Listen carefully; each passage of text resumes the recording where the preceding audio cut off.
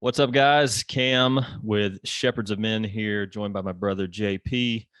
Excited to bring this next episode to you of the Movement podcast. We have got a very special guest on here. We wanted to intro him real quick, Mr. Mark England, founder of Enlifted. He's going to be talking a lot about breath work and all these different things that are, quite honestly, a little outside of our wheelhouse, but we have a huge appreciation and respect for it. And we're learning a lot in this realm. So we wanted to bring Mark on here to share these things with you. Prefacing also, as we come up on August 20th, 2022, we're having our next high carbon experience in Murfreesboro, Tennessee. There are still some tickets available. So if you're hearing this podcast before August 20th, 2022, make sure to hit us up at Shepherds of Men on social media, and we will let you know if we got spots open. We're capping at 20. We may push to 25 this time, but we will keep that no higher than 25 people. There's food. There's incredible speaker lineup with David Waldy, Dr. Justin Mosley, and Mr. Travis Ritchie all coming into Tennessee. They're going to be rocking the house along with me and JP as well. So Men Reforged movement is on and popping. Next high carbon experience, August 20th, 2022. Enjoy the episode. Glad you're with us. You're a part of the movement.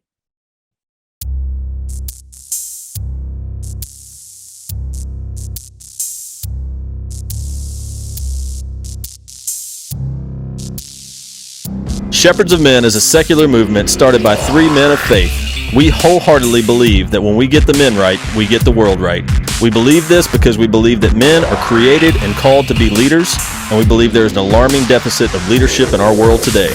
And although the three of us have come from drastically different backgrounds, our core principles have given us a unified voice that is needed now more than ever to pave the way for a fundamental change in our culture. We are quite literally calling men to something great. Welcome to the movement.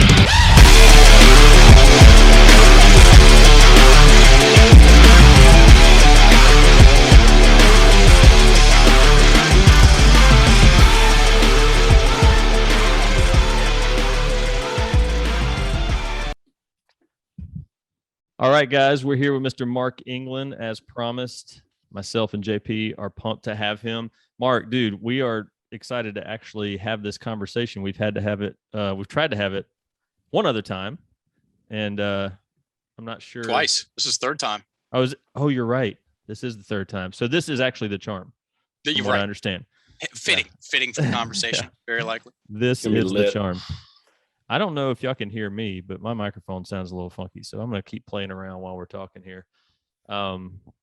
But yeah, dude, thank you for being here. And you're in, just for our listeners that may not be as familiar, what we'd love to do is hear a little bit about your story. Obviously, anytime we have a guest on, we'd love to hear their story, because inevitably there's something in there that connects with our listeners, that resonates with them, that they can relate with, that's different from myself or JP.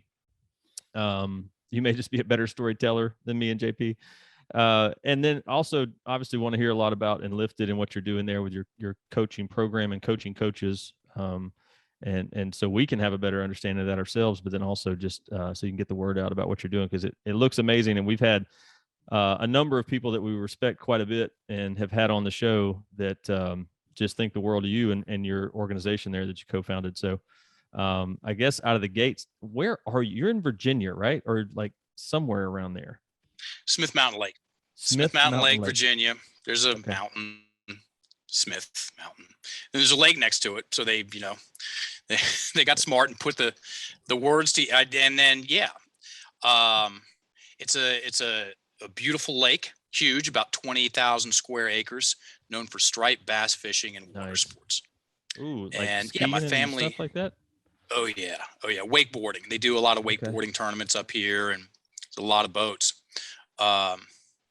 And my family's had a lake house up here since 2013, and from time to time, I have commandeered it, and it has become. We've done more work sessions here than I can remember.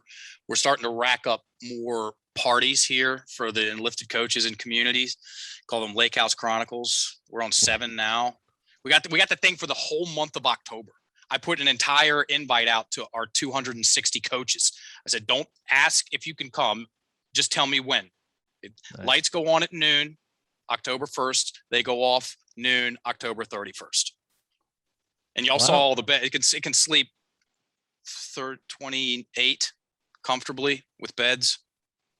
So that means if me and JP share a bed, you can get 29 in there. Fellas, would y'all want to come to the lake house? Y'all want to? It's right down the street. You don't have to say lake house. You don't have to finish with house. Just, do you want to come to the lake? I will sleep on the damn boat. I like this idea. Because you have no idea, dude. This is my happy spot. This is my happy place. Like water and boats and slalom skis for me, but I'll wakeboard if it needs to make everybody feel better about themselves because it's easier to get up, but whatever. Super cool. I'll true story. I'll send you the address after we're done. Bro, don't tease me. It's a legitimate invite. I will for sure show up, and my birthday's in October too. So I'll spend 30 days of treat yourself. Treat yourself. Good one. Yes, I'm a Virginia boy, born and raised. My parents are both, and this does play into the story of what do we do? When did we start doing it? Why did we do it?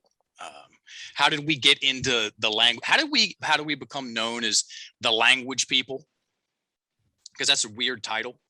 My parents are both from Virginia, and so it was a bold move for me to move overseas when I was 26. Having had, let's say, vacation time demonstrated to me as 2 weeks down at the Outer Banks. So to move overseas, not only had my passport for 2 years, I thought I was a tough guy, everybody. And I wrestled in high school and got into jiu-jitsu and Thai boxing in college and competed. I won a couple of state kickboxing titles. And my buddies were going pro or opening dojos or both. And I'm like, I'm going to do that. And I'm going to go over to Thailand for a year, polish up the things, and then come back. It sounded fun. And 6 months after I got there, I ended up living there for 10 years, which still sounds weird to say. I got marooned. I marooned myself. Let's be responsible with my language.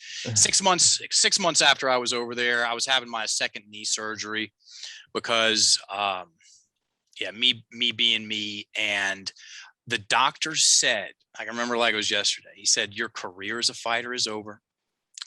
You could become a very good swimmer.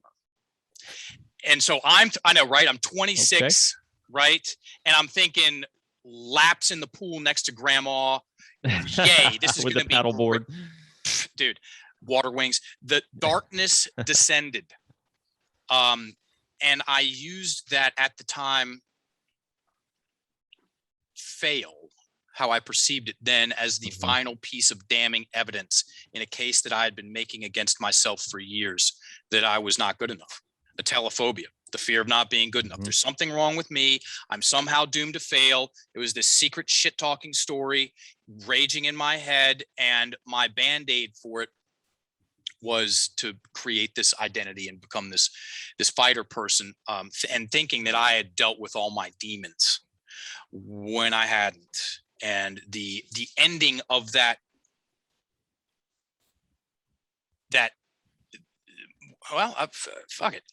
career, my career as a fighter, that tore off all those band-aids quite quickly. And I didn't laugh for an entire year. I entrenched a victim mentality. So we're known we're the language people, and we paid a guide. This is a couple of years ago, to scrub all of our social posts and comments. And they came back and said, there's not even a close second, everybody. The thing that your people that pay attention to you are most interested in hearing about is the victim mentality. Okay. So we talk about it on almost every podcast. I'm very likely for the umpteenth time going to talk about the definition of the victim mentality, recite it, and then go into some of the specifics of it. I had such a entrenched victim mentality around 26, 27 that I didn't laugh for an entire year. I likely didn't smile authentically. And I got tired of myself. And I said, I'll tell you, I looked down that path. I said, if I keep telling myself this woe is me story, which I can, if I could do this for another couple of decades, and then I saw that 55, 60-year-old version of myself, I was like, I'll take anything but that. Right. And right around that same time, I was an elementary school PE teacher at an international school in Bangkok for the first 5 years. Great gig. And one of the vice principal came back and said, hey, dude, I just went down to this. It's really weird. It's kind of cool. This fasting and cleansing resort on an island in the Gulf of Thailand. I was down there for 3 days, and they're doing these cleanse programs, and I think you'd like it. I said, I'll go give that a shot. And I did. I went down there and I paid to not eat for 7 days. Great gig. And I came back feeling lighter and brighter. I mean, you find I gave them the money. They gave me some herbal detox pills and some shakes, and you get a yoga class and some steam room action, and you do leave feeling shiny. And so I said, you know what? I'm going to go back. My third time down there, I saw story work for the first time. And I laughed at the title. There was a guy, Barry Musgrave, who turned into my first mentor. He was doing an emotional detoxification workshop. I was like, emotional detoxification. I went though. And you know what he talked about? Words, stories, identities, breathing. And he said, is there anyone who's stuck on a story? And this girl shot her hand up super quick. And she told it legit stinger story of a breakup. Long story short, her and her friends got a house down at the beach for beach week. Her boyfriend and his friends got the house next door for beach week. Add alcohol, press play. Right. Yeah. And he turn on the cameras. Turn on the cameras. Try to keep it off social media. And he hooked up with her best friend in front of everybody one night. Ouch. And then dumped her in front of everybody the next night. Double ouch. And she had been heartbroken for 4 years, took it uber personal, of course, and hadn't gotten in another relationship. And the dude knew what he was doing. He had her tell the story, and then he had her slow the same story down. And he found that one sentence, that Lord of the Rings sentence, the one that was holding all the thing together. And that sentence was, he did that to me. And I had a very similar story. I had actually the same sentence, but with training. That guy shouldn't have kicked me that hard. We were just warming up. He did that to me. And he had her repeat it a couple of times, so everybody's staring at the same set of words, the same sentence, the same spell.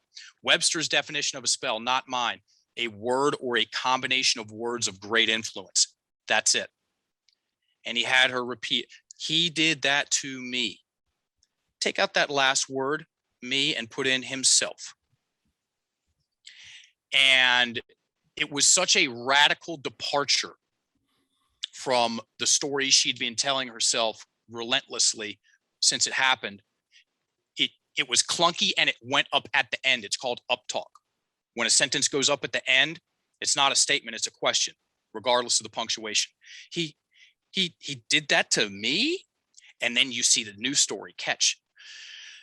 She took a breath of release of pressure off the top. He did do that to me. And she starts looking around and then tells the story of what happened afterwards, which was he lost friends, his social credit score tanked, and then she goes, that was never going to work out in the first place. That guy was actually really weird. And now she was way more freer.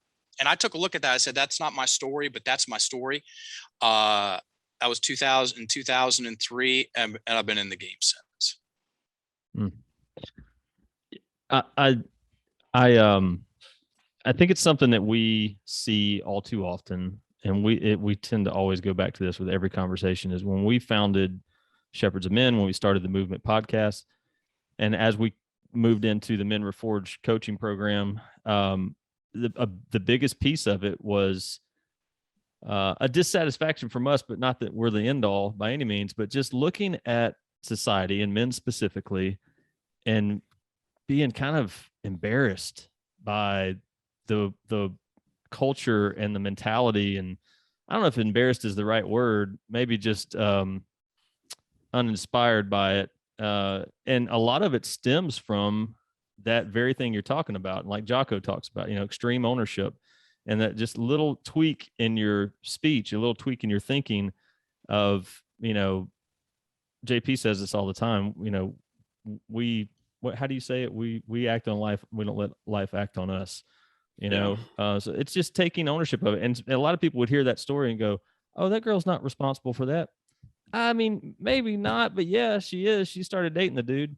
I guarantee some choices led up to being in that position. And even if there were choices that she made uneducated or unaware, the fact of the matter is, if she doesn't take ownership, she never comes out from under that hurt, and same thing for you. Sounds like if you continue to blame and push that onto something else, then there's that victim mentality. And we have that. It's so prevalent in our culture now. And it's one thing, and some people will get twisted about this, but don't let's do it. Hear what I'm not saying. Is it's one thing if ladies are getting emotional and acting like victims. I'm not saying that should happen either, but it damn sure don't need to be the dudes going like, well, it's his fault. Like we're never gonna make it as a society. We're never gonna make it as a country. You're never gonna lead your family if you wake up in the morning and are going, it's his fault. He did that. No, it's not, dude. Like, this is your house. This is your house. And this is actually your house. This is your wife. These are your kids. This is your community. It's up to you, bro.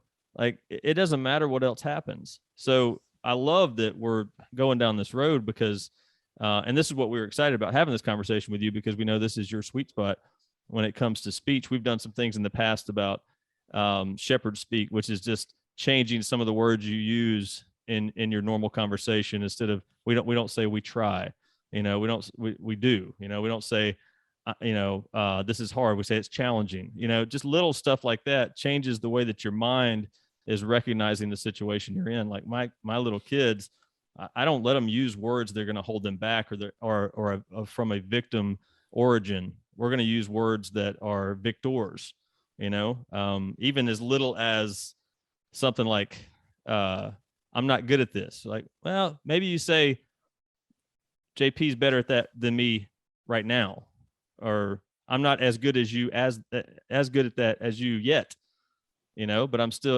it goes back to, and I'm kind of splintering off to something else, but it goes back to the fixed mindset versus the growth mindset. So anyways, I get all fired up and then I just talk about 6 different topics. So yeah, me too. Rants and tangents. I'm a pro. Yeah. Well, I think one of the things to touch on too, Mark, that you stated there that's very important to understand is we underestimate and or just don't understand, period, the power of the subconscious mind and auto-suggestion and how that works.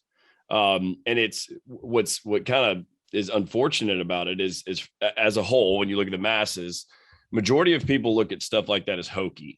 Right? Like, really, me changing that one little word, is that really going to make an impact because it's small? Well, of course it does, because your subconscious mind has zero bias, right? It just accepts what it's fed, right? And I do it with my kids a lot. I mean, some of the clients that I work with in the fitness space and stuff, like if you're going up there to do a new lift, right, or you're going to max out or something like that, and you're doing something that you've never done before.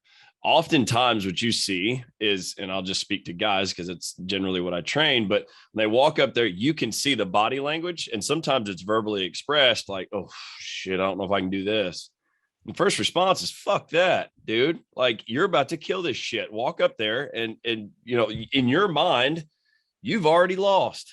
You have already lost. Your hope in lifting that weight that you expect to go up there and do, or don't expect to do, it is now predicated on the fact that you just walked up and beat yourself right off the bat. I mean, let the action or the situation, play out the way that it needs to play out, but don't beat yourself before you start.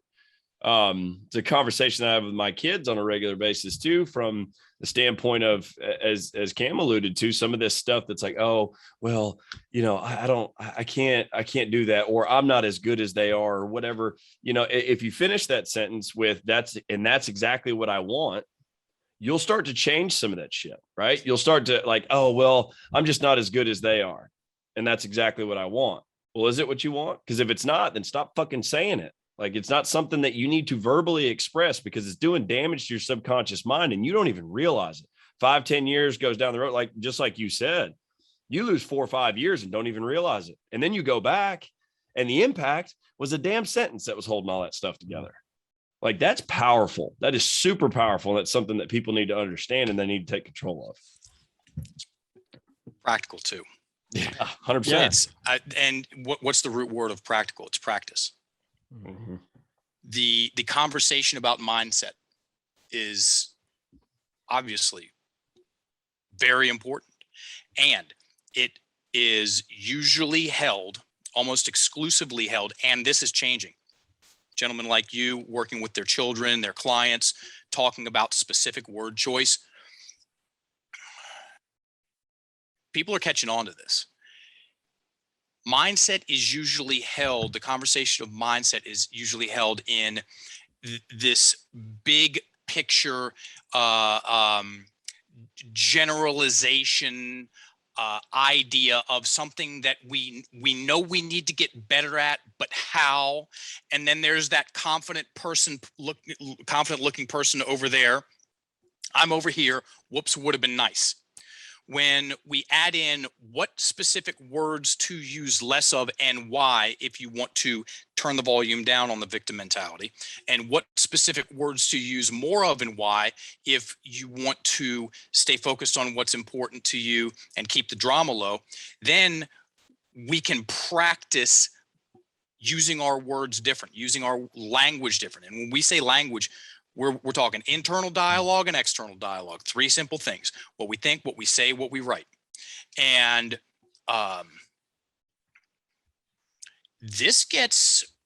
we'll get biblical too. The Bhagavad Gita, whether this is true or not, I find it's interesting that it's stated. And I learned this from the RZA, from the Wu-Tang Clan on Joe Rogan. He was quoting the Bhagavad Gita. He said, reflection will take man further than prayer. Interesting thing to think about, whether it's true or not. Our man Alan Watts said, who is a Zen teacher and Zen entertainer, he said, when you learn to think about your thinking, you become alive in a new way. And we're not taught to think about our thinking. We're brought up. I'm an English. I've got a degree in education. I can take a shit on it. I didn't have one course, class, or conversation anywhere coming up in the public school or learning to teach about how my language influences my feelings and emotions, how my language influences my imagination, how my language influences my posture. And just to someone that would say, JP, what are you going to do with just changing a couple little words? You ever talk yourself into a good mood? Mm-hmm. Everybody can say that. Yes, they have. You ever talked yourself into a bad mood? Yes, everybody can say that. Did you use the same words? No, you didn't. Those are 2 very different language patterns. And if you talk yourself into a good mood and stay there for long enough, then it is reflected in your posture. If you talk yourself into a bad mood for long enough and you stay there, it's reflected in your posture. Mm-hmm. So there's 4 things. We got black belts in keeping shit simple. There's 4 things we look at on how our language, internal and external dialogue, influences us for better and for worse. And then we're going to, if you guys are up for it, you got a pen, we can do some very simple exercises to make this even more real for your audience. Imagination, feelings and emotions, posture, and breath. And that last part, breath, I made a bold request in 2016. I reached out to 5 people in the CrossFit space, 3 box owners, 2 competitors. I said, who's got the best podcast in CrossFit? Because I've got something to say to the fitness industry about, and that one thing, everything else is details, is how our languages influence our breathing for better and for worse. I've taken some CrossFit classes. I'm like, these people are savage. They're cool. They got a team mentality, work ethics, and they're obviously open-minded because they're doing a bunch of exercise movements that were unseen, up until recently. And they all came back and said barbell shrug. And then one of them came back. This is not a Modelo. Why not? This is, yes, you got to come to Lake House. This is liquid death. I'm pretty sure. I just have this sneaky, it's water, the best in my opinion. Is it water with hops in it? No, it's water from the Swiss mountains. And I just have this sneaky, a cop is going to pull me over because he thinks I'm sipping Modelo's in the middle of the day. Liquid death water. Sounds refreshing. It's legit. It's super good. This is water as well. Yeah, that's water too. That's water too. Breathing. So, and when we went on Barbell Shrugged in 2017, we got introduced to the fitness industry through the very best mouthpiece at the time. And you know, everything changed from there. And like I said, it came back to, mindset is being talked about in very general terms. Let's get specific. And if we continue to we're known as the language people. Like I said, we should be known as the language and the breathing people, because we talk about it in every single podcast, every class. So I'm the head coach of Enlifted, everybody. I'm one of the co-founders. I deliver all of the trainings. We have 3 levels of certification. I deliver all of the certifications. We're about to graduate our 260th coach, and those are 10-week certifications with 10 people in them. So we've been busy, and we talk about breath a lot, because guess what? Breathing mechanics are involved in better breathing. You can go ahead and make a very safe assumption that better breathing is involved in everything that you want to be able to do. You want to deliver, you want to be able to sell better. Sales. I was a head of sales for Vocabulary and Enlifted for 6 years. Okay. And if you want to sound like an amateur, deliver from your chest. If you want to sound like a professional, deliver from your abdomen. We use these words chronically in the community. Low and slow. When you're coaching, get your breath low and slow and keep it there, because a lot of great stuff is going to happen. And you want to be better with women. Okay, great. You want to have a better relationship with your wife. You want to have a better relationship with your kids. Breathe better around those people, as in get your breath low and slow and keep it there. Go on a date and breathe in your chest and be all tight and nervous and hung up and stiff and watch what happens. Go out on a date, breathe well, be relaxed. And if you're breathing well, you're listening well, and watch what happens. Your timing, your rhythm is going to be there. And so how does this sound, fellas? I will, for the umpteenth, 100th time, recite the definition of the victim mentality, and then we'll play a couple language games, and then we'll take it from wherever it goes for there. Sound good? Let's do it. Let's do it. Yeah, cool. So if you all have a pen, I suggest you write this down, because here are the metrics. 30, 50, 80. We remember 30% of what we hear, 50% of what we write, 80% of what we teach. You all hearing the definition of the victim mentality puts you in a very exclusive club. Writing out the definition of the victim mentality, and I'll say it twice, put you in an even more exclusive club. And for fuck's sake, let's get this out of the way now. This is not victim blaming. This is victim mentality explaining. Those are 2 very different things. Okay. And people talk about self-hate speech. You know what? Hate speech. Okay. And let's take care of self-hate speech first and see how much that turns the volume down on hate speech. So the definition of the victim mentality. The victim mentality is an acquired personality trait where a person tends to regard himself or herself as the victim of the negative actions of others, even in the absence of clear evidence, period. The victim mentality depends on a habitual thought process and attributions. I'm going to speed it up. The victim mentality is an acquired personality trait where a person it's a tendency. Sometimes it's up, sometimes it's down.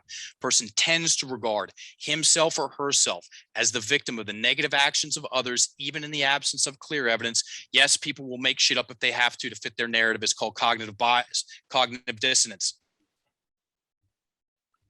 The victim mentality depends, as in it has to have a habitual thought process and attributions. That second sentence is right between the eyes, right where it belongs. The victim mentality depends, as in it has to have, like I just said, a habitual thought process.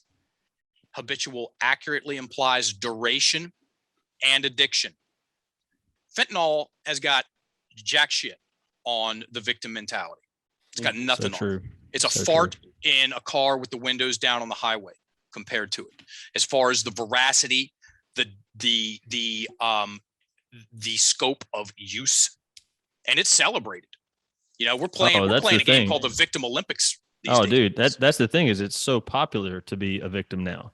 Like, and now we have these wonderful social media pages that we can go on there and just brag about how much of a victim we are, and we can just have the sympathy poured on us.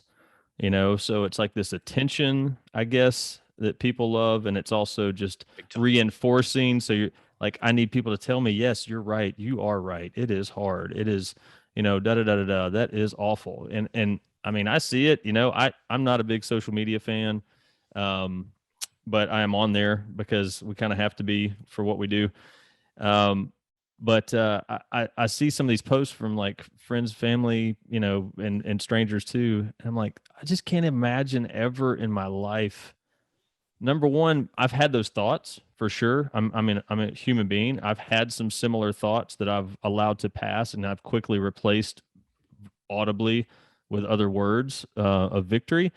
But I can't imagine a time where I would just put that out there just because I need somebody to go, like, throw me a heart or a little huggy emoji, to say that I'm with you, brother. And it's like, I don't know. Like, I get the whole pain shared is pain divided, but like, dude, go talk to your brother and like hug on them and let them put their arm around you. Don't post it on social media just so you can look like you got it worse than everybody else, because somebody else is going to just one up you, down you. Here's the thing with that. People would rather trauma bond than be alone. Yeah. Loneliness is terrifying.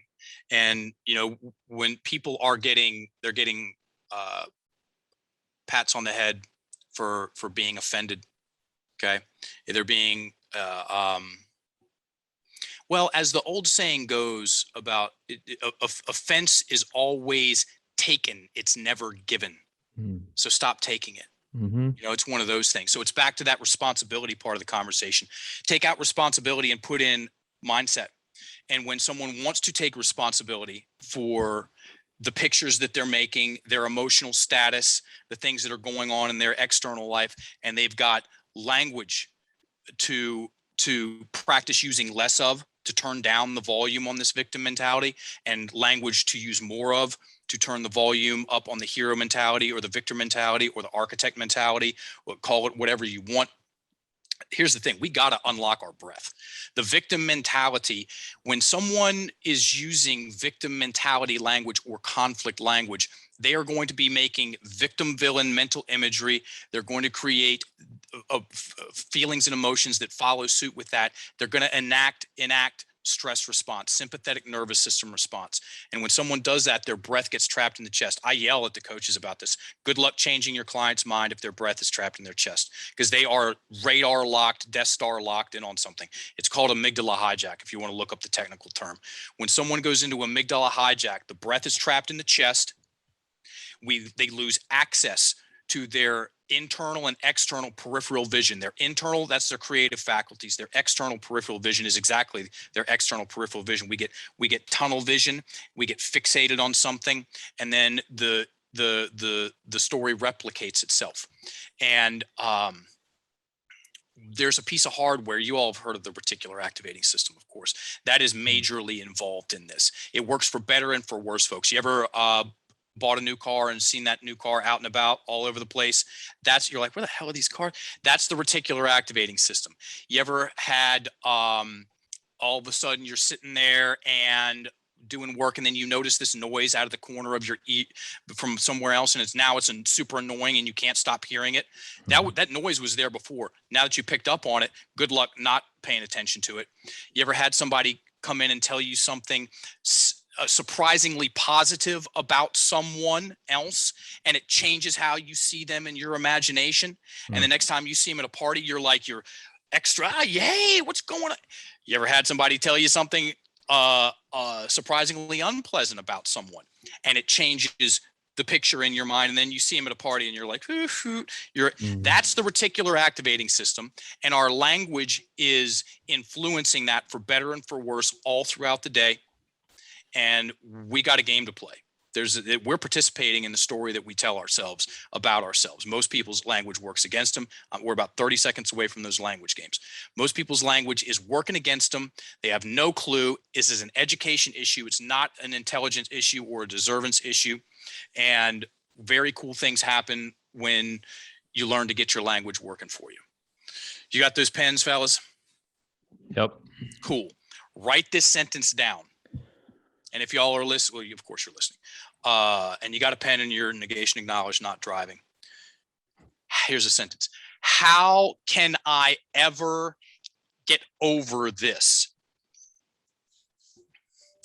How can I ever get over this? And we might have 25 language games. We might have more. We got at least 20 language games that we play in the certifications, and then the coaches go out and use with people. And they serve they serve a couple of different they do a couple of different things. You know what? I'm going to explain that after we do it. So it's simple.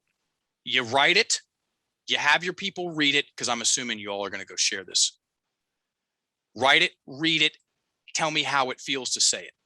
So, Cam, what's the read your sentence, please? How can I ever get over this? Drop into the feels. How does it feel to say that? It feels weak. Perfect. All right answers. And then JP. Yep. How can I ever get over this? For me, it's kind of brings up a feeling of desperation. Perfect. That was step one. You know what step two is? Take your magic wand, scratch out one word. This is a one-word game, everybody, ever. And then you go back and you read it. Read it, Cam. See what happens, if anything. How can I get over this? Any difference? Yeah, it's more of a solution seeking. Same experience, JP? Yep. It's actually going to use the exact same terminology. For sure. So there's an art and a science to turn a mountain into a molehill, and there's an art and a science to turn a molehill into a mountain. And a lot of it has to do with our words. So technically, both of those sentences are presuppositions. The first one, they're both questions also. And that first one, especially if it's inflected with a lot of emotion, which the word ever falls under drama language. Okay. Mm-hmm. How can I ever get over this? That's not a question. That's a statement of I'm screwed. Mm-hmm. And so the reticular activating system goes, oh, right, you're screwed. All right. There's no way you can't get over this. So I'm not going to look for an out. And so we resign and overwhelm sets in, and then the thing just keeps going. We take out one word, and now we have a real question. How can I get over this? I presuppose that I can get over this. So the reticular activating system, just like JP mentioned earlier, is completely unbiased. It goes, okay, there's a solution out there. Great. I'm going to go find it. I'm going to start looking. And that feels a lot different than you're fucked. Right.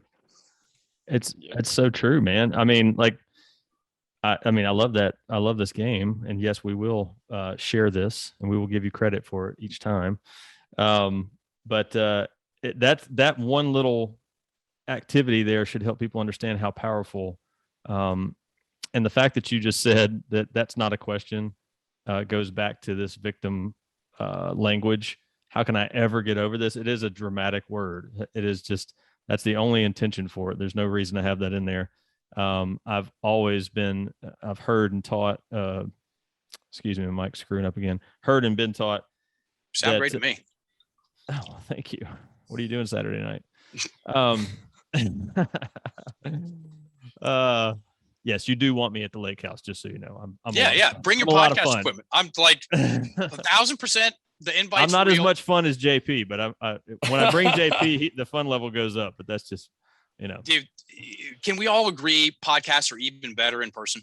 Oh yeah. Yeah, for sure. like tangibly, you can feel it, right? Yeah. This is my 300th podcast, everybody, by the way. Hey, congratulations. Good for you, dude. Yeah, very cool. I set a goal a long time ago of doing 1,000 podcasts, and I'm going to. And this is number 300. It's taken me 8 years to get here, and I'll do the other 700 faster than I did the first 300. So this is a momentous occasion. I'm going to go brag on myself in the coaches community here in a second, because I like to instigate. If I can do it, you can do it. That's the saying.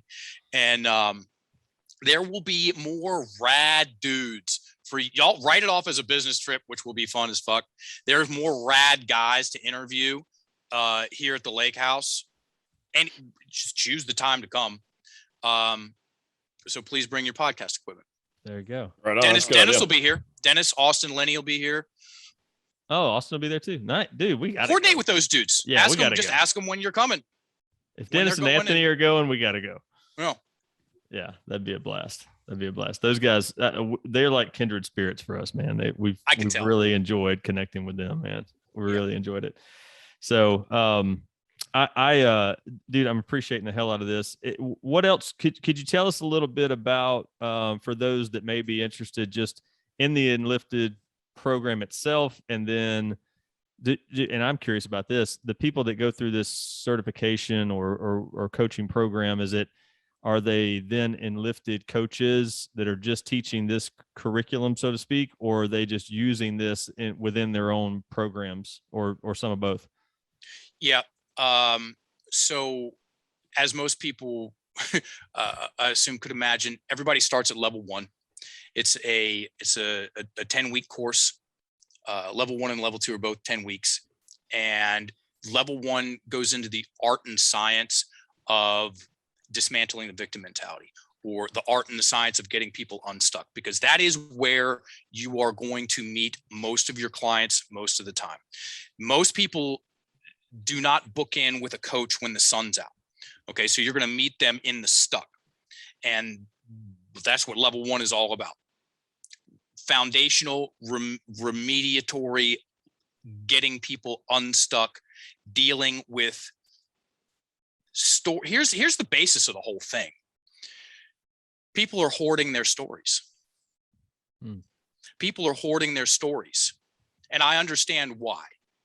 So most people keep their stories in here. And as far as being able to coach, facilitate transformation, there is a profound, these words fall short, a profound difference in the ability for even a good coach. This is my personal professional opinion, take it or leave it. The difference, it's hard work navigating through a story back and forth conversationally, as opposed to having a specific story titled and written out. And I'm not talking about journaling. I'm talking about, we go on treasure hunts into people's stories to find the specific events that hold the most emotional, the negative emotional charge, and we extricate those things. We title them and write them out. And once words are on, I'm a very easy person to trick and confuse in conversation. Good luck doing it once your story is written on paper, though. Okay. And so the first things first, let's go find these memories of ouch and pain and sting and woe, because these things are the building blocks. They are the cornerstones. They are the capstones that are holding your reticular activating system at hostage, forcing it to stare at yourself in a certain way. And where most people start when they start working with someone, yes, they have a problem, and it's this general theme that's going on in my adult life. If you get them talking, they're going to create the feelings and emotions that are linked to that. And if you ask them these magic questions, when was the first time you felt that? Does that take you back to a specific event? Does that remind you of a time frame? Does that remind you of a person? They're going to start getting specific. And once they get specific, you can, like I said, write those things down and start airing them out. 4-step process. Step 1, title a specific event and write it out. Step 2, read it. Step 2, read it at 70% of your normal rate of speed. What happens when you slow down rate of speech? The breath starts to descend. As the breath descends, the feelings come up. So most people, like I said, breath, story kept in the head. I'm on a rant, I know. Story kept in the head. I'm in the story's in me. It's subjective. Yeah, fine. I can spray paint a turd and say I take responsibility for that. And it's seemingly infinite. Where does it start? Where does it stop? My breath is trapped in my chest and the picture is in my face. Wherever I look, there it is. We write the thing out. And yeah, there's some sting involved, folks. There's some sting involved, sometimes a lot of sting.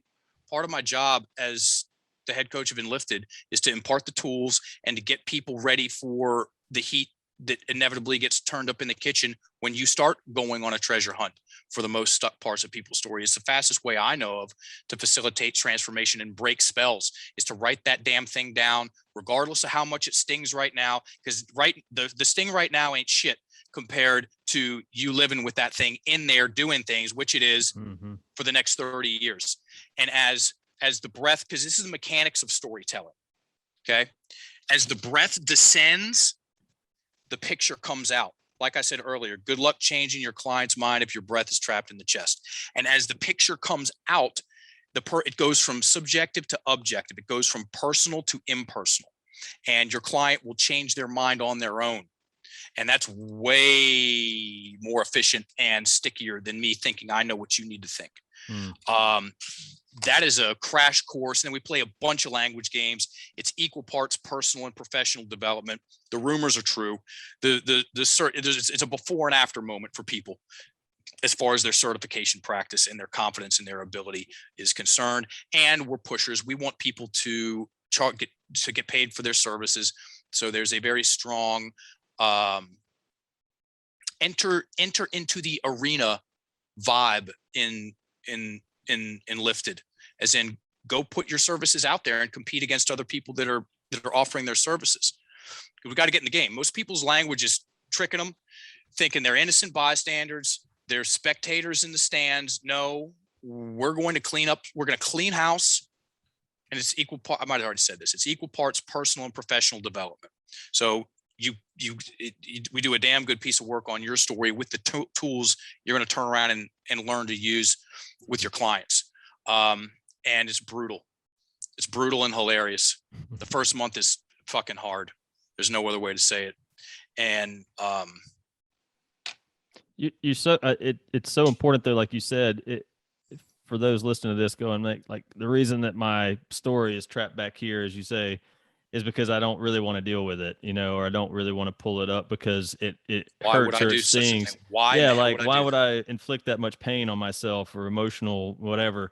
And it's like, well, okay, the alternative is you're swinging, you're half swinging the rest of your life. You're batting, you're 50% at best because you've got so much on you, like there's so much weight on you. When you can truly release that stuff, I'll speak from personal experience, and I haven't transparently haven't opened up probably some things that I still could.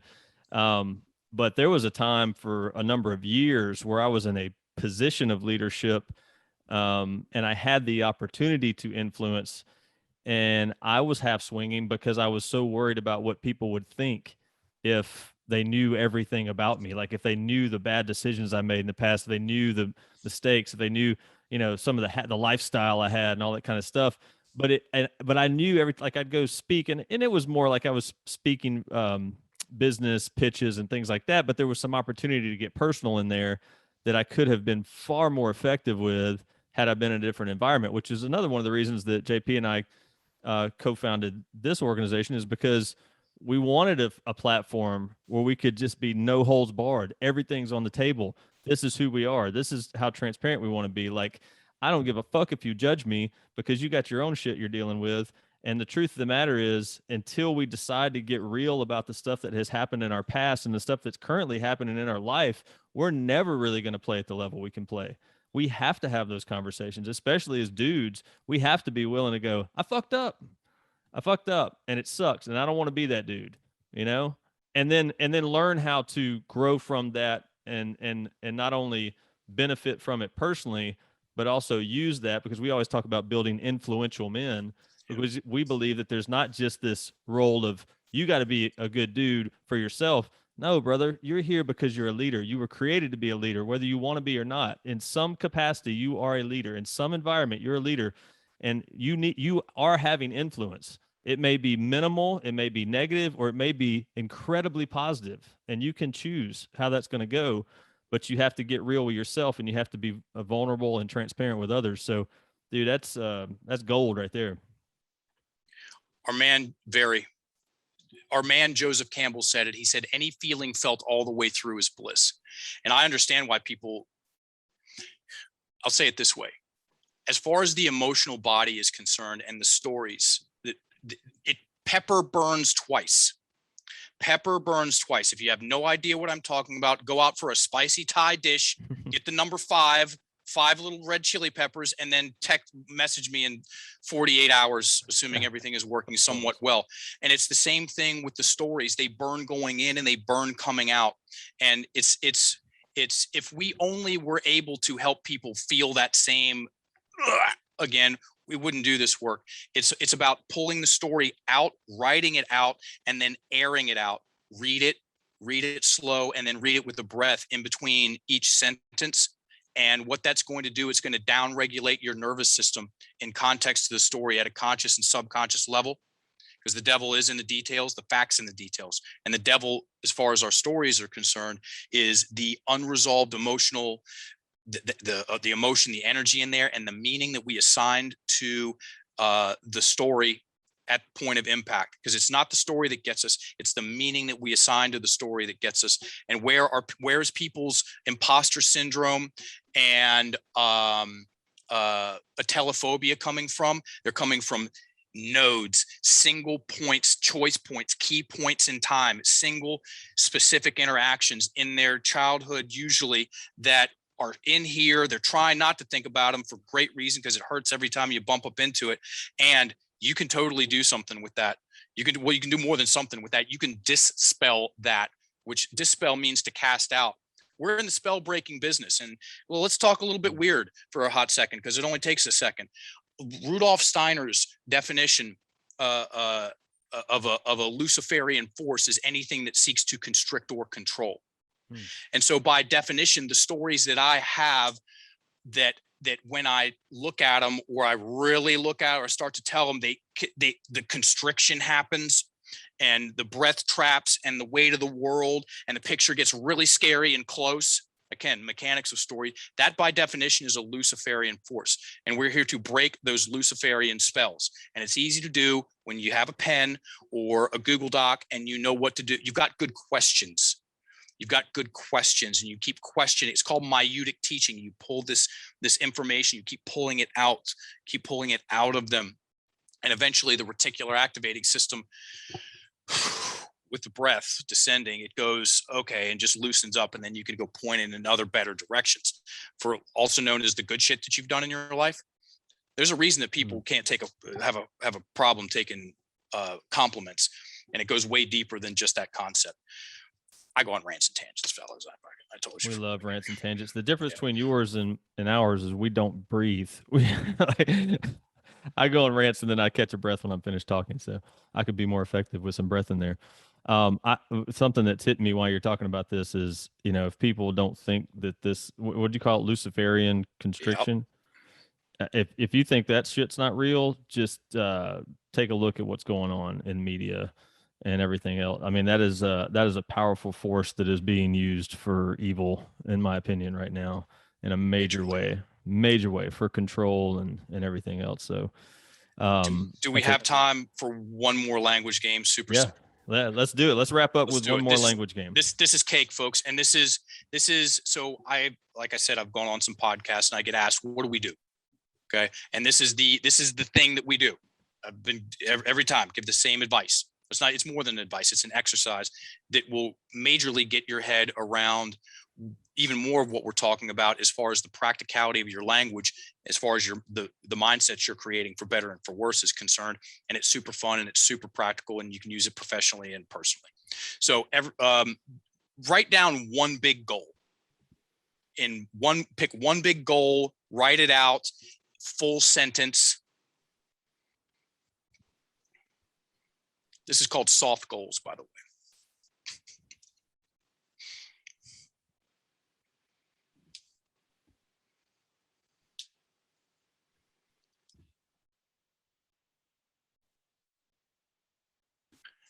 And Cam, what's yours?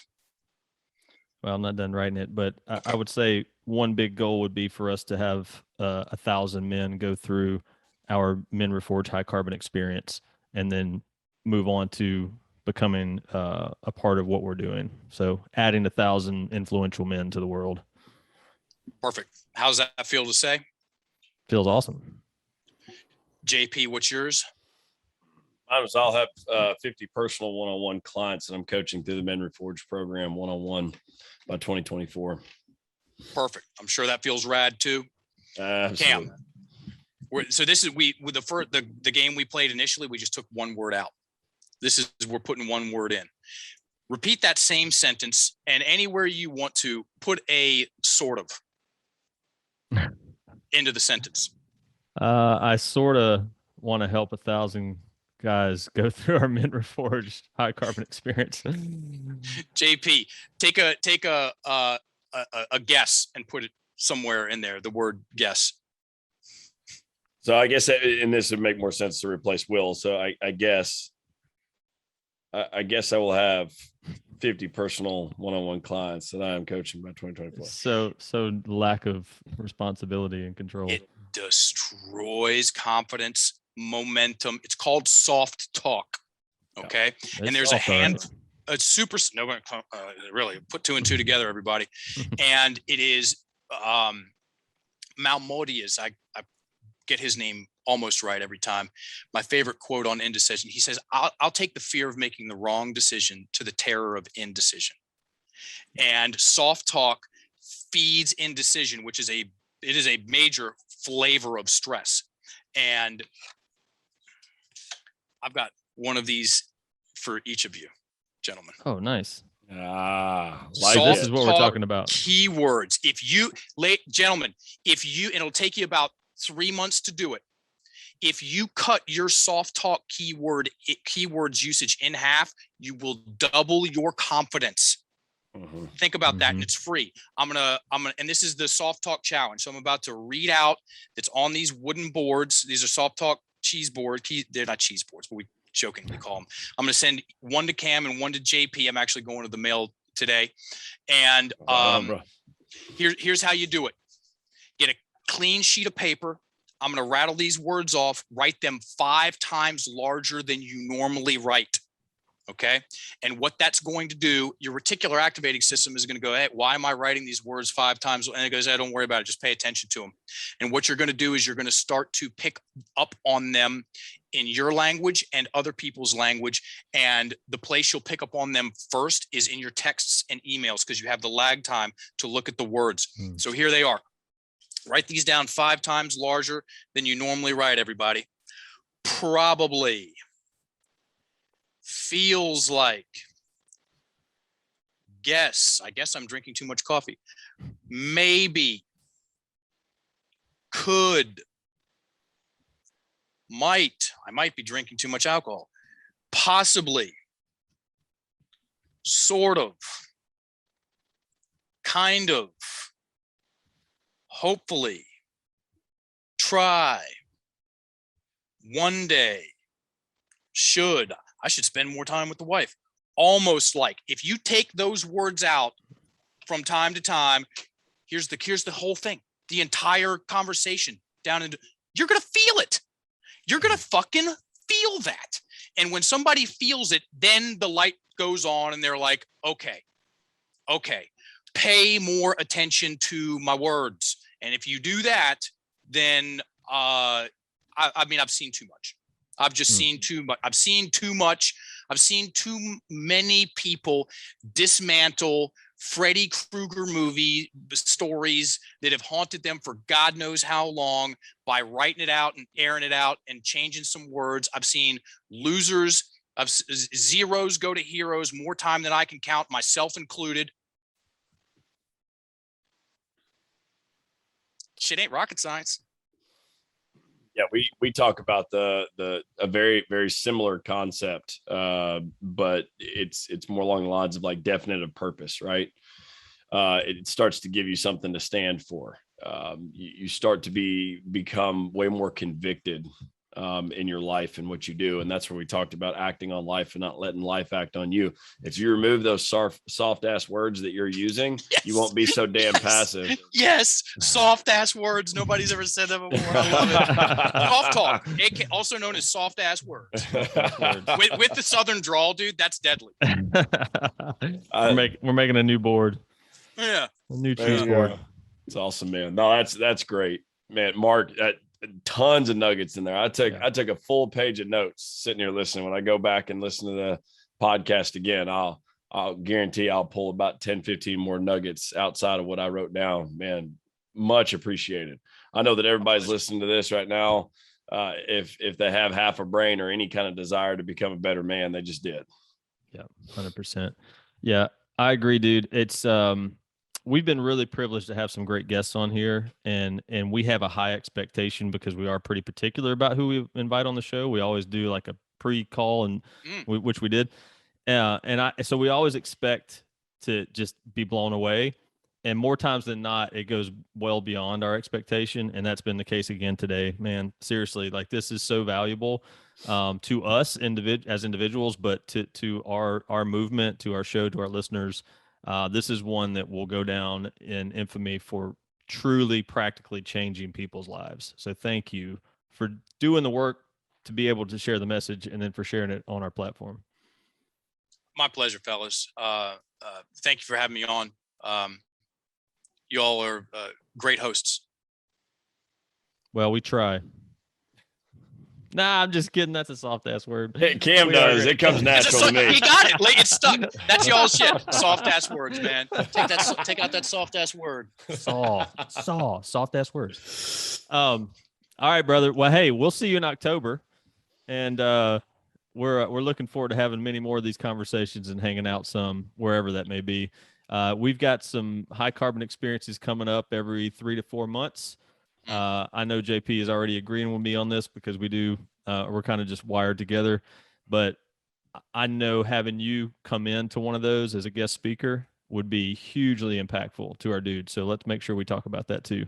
Sign me up. Sign me up. It'd be Love amazing. it.